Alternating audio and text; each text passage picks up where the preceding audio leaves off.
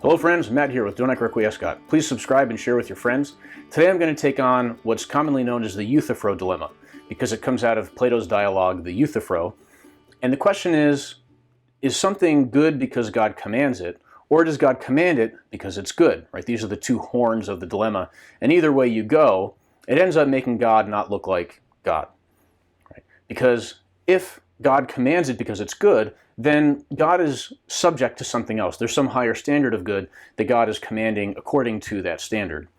But if it's good only because God commands it, then that doesn't tell us anything about the nature of God. God himself might not be good. He may in fact be a sadistic being who is just giving out these commands so we can hurt each other, and yet at the same time, it's good because it comes from him. And so either way you go, God is somehow less than what we would like God to be.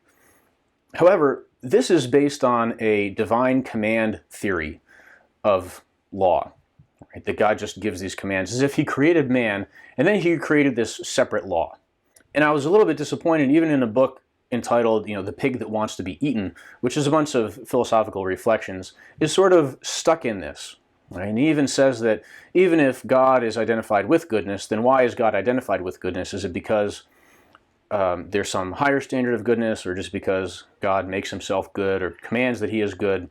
What's missing here is the Catholic understanding of God and of theology and of morality.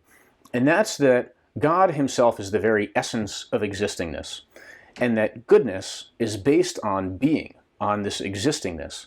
Right? It is good to exist. And existence is itself a good thing. Thomas Aquinas equates goodness with being. They're two aspects of the same thing. And existence is the fundamental basis of anything else that we can call good, right? And it's the first fundamental good because anything has to exist in the first place before anything else good can be added to it, or it can do anything good. The good for each human being is to become, as Matthew Kelly puts it, the best version of himself. And so God gives us commands because they are guidelines for running the human machine and becoming the best versions of ourselves, of reaching our full potential and having the most being according to the nature that we have. That nature derives its being from God, from the source of being, who is also the source of all goodness then. Here's an analogy. Imagine that you buy a car, and with the car comes an instruction manual. And you ask yourself, well, is the instruction manual good because it comes from the manufacturer, or does the manufacturer give the instruction manual because it's good? The manufacturer would say, well, it's neither. The instruction manual is just telling you how to get the most out of that car. And so God gives us these commands so that we can get the most out of what we are as human beings. There's an added level of justice here. Since our nature comes from God and our being depends on him, then we owe it to him. There is justice in living up to that full potential.